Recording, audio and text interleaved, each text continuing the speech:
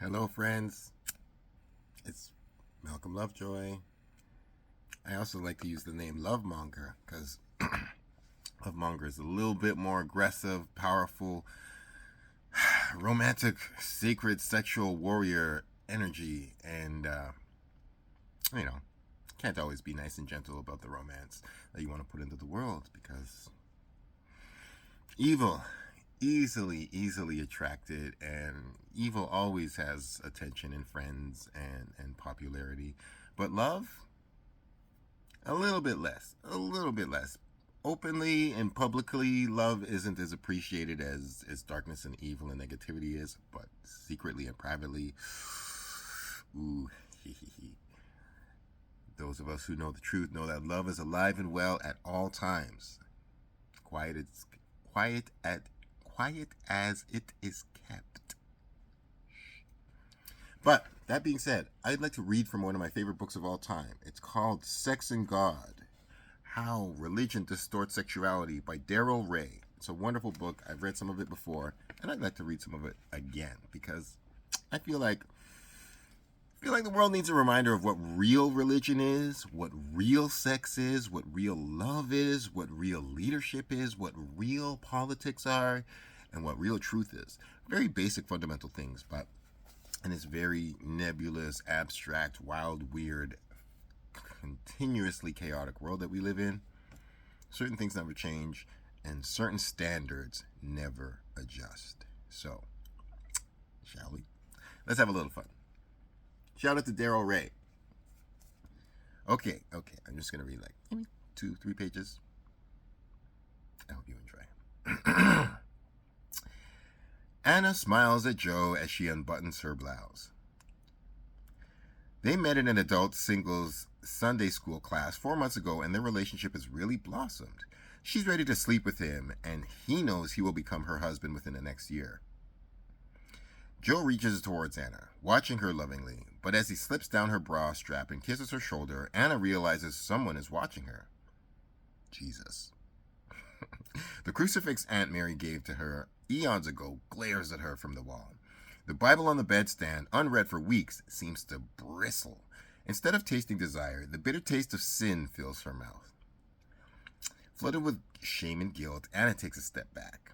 I can't do this, she tells Joe. Most adults feel that they are making their own choices. But for adults like Anna who live in a religious culture, many of these choices have already been made for us. We're not even aware that our sexual identity is being throttled by a tyrannical set of impossible religious restrictions. Sucks to be them.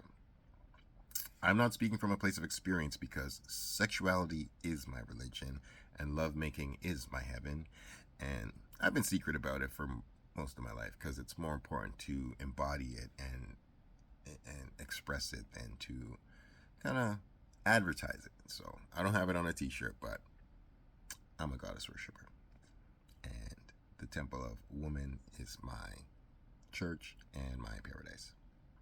I digress. This book is about choices. Choices that were made for you and new choices that you can make. You may be restricted in the choices that you make about your sexuality by ideas that you have never questioned, ideas that do not appear to have anything to do with religion. Some choices were made for you before you were even born. Some choices were cut off, some were prohibited, some are forced upon you. Some feel like reasonable choices when you made them, but now you realize they were determined by the religious ideas and training you received. So many people this applies to. Oh, it's so tragic. Even if you were not raised in a religious home, you were raised in a religious culture. From the way that kids talked about sex in elementary school to the laws that your legislators are passing today, sexual choices are being made for you based on religious assumptions. How are your choices restricted? If you live in a Christian community, you will learn that God is always watching you. Peeping Tom. If you have impure thoughts, God knows. If you masturbate, God sees. Creep. You don't have consent. If you have sex before you are married, God will punish you, apparently. But I'm not going to pick apart all of these things, but It's just not natural. Mother Nature questions all these things. You may be told that you cannot marry somebody that you love because he or she is the same sex as you are. Preachers tell you that you don't need birth control because you shouldn't be having premarital sex. You also hear that masturbation will injure your marriage. You learn that the instant of conception is when some god plants a soul into the embryo, and therefore it is a sin to stop the development in any way. If you are a female and living in a Muslim country, you may be prohibited from choices about mates or about control over your own body. You may be forced to marry a man with other wives. You may have no choice about premarital sex. In fact, you might be killed for making that choice. As a Muslim boy, you will be taught how to treat and control women, that they are subservient to you. You will read in the Quran that your wife is always supposed to be ready to have sex, even if she is in the midst of cooking a meal. Unless you are in a more sex-positive minority religion, like pagan, Wicca, or Unitarian, you will never be taught the joys of sex. Never. The religious messages from priest, minister, Sunday school, teacher, or imam are all focused on the role sex plays in God's plan. If you choose to have sex in any way that is not blessed by your particular God, you are sinning and subject to eternal punishment. Damn. Sounds like torture. If you belong to one of the more liberal religions, you may not get the harsh messages, but the choices are still narrowed by your God. You may still feel guilty or uncomfortable about your son or daughter having a sex life in college. You may have difficulty understanding your nephew's choice to marry a man. And no matter how liberal religion, the laws of your state may make you a felon whenever you have sex in anything but missionary position. Wow. We're kind of past that one now, but there used to be a time. It may also be illegal for you and your spouse to use sex toys. Thank God there's no police coming to knock down people's doors for that. Even liberal people may find it difficult to talk about their sexual fantasies and desires with their spouses. These inhibitions and ideas probably come from the many subtle signals that surround all of us in our religious culture.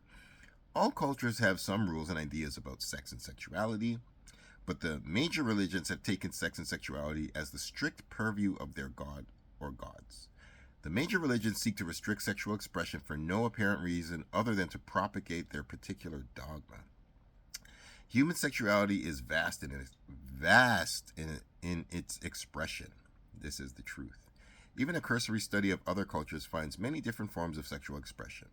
If other cultures can survive for tens of thousands of years without the religious rules of Islam, Mormonism, Hinduism, or Christianity, what purpose do religious restrictions and religious guilt serve?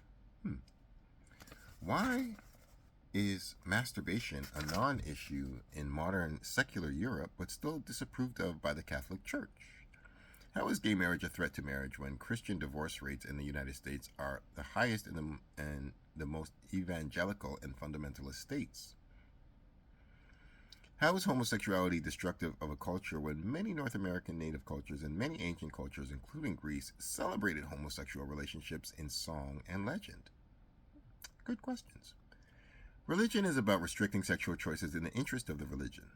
Many beliefs and assumptions came from your religious upbringing and environment, assumptions that you may have unknowingly picked up from your devout grandmother, a prudish Sunday school teacher, or a religious gym coach. Facts.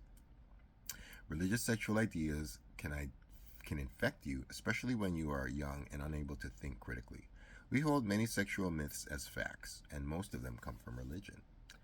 Ironically, much of the evidence to dispute these myths can be found in our everyday lives, in our natural Mother Nature blessed realities. That is the power of religious myth. It can blind us to the obvious. I'm going to read one more paragraph and then we're at 10 minutes for today, and I hope you have a sexy moment in your life of today.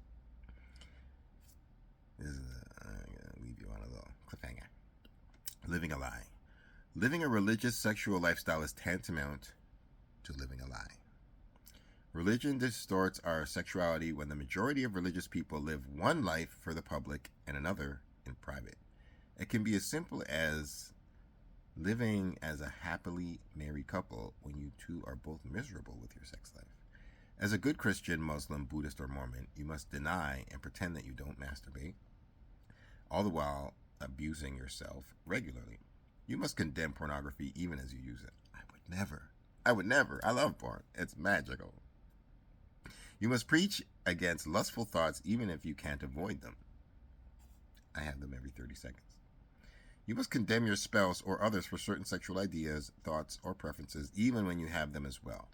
You must tell your children how bad premarital sex is even when you've had several sexual partners before you were married. In sum, most religious people live a double life. We're going to stop there. So, yeah. I sleep good at night knowing that the intentions of my touches and my actions and my words and my romantic expressions come from a sacred place, come from a pure place, come from a happy place, a non-controlling place, a non-narcissistic place, a non-negative place, a non-misogynistic place. And it comes from a desire to bring somebody bliss, joy, beauty, kindness, worship, devotion, honor, happiness, joy. That's it. If you don't want it, carry on to the next. But that's all I have to give in my touch, in my love, in my lovemaking. So I don't feel a motherfucking drop of guilt or shame about it, and it is good. I feel godly and divine and sacred when I do it. So that's how I'm enjoying my sexual spirituality. How about you? How is your sacred, sexual, spiritual energies lately? Have you had any sacred, divine experiences? Let's talk about it. Let me know. I want to hear. Mind Bender loves you.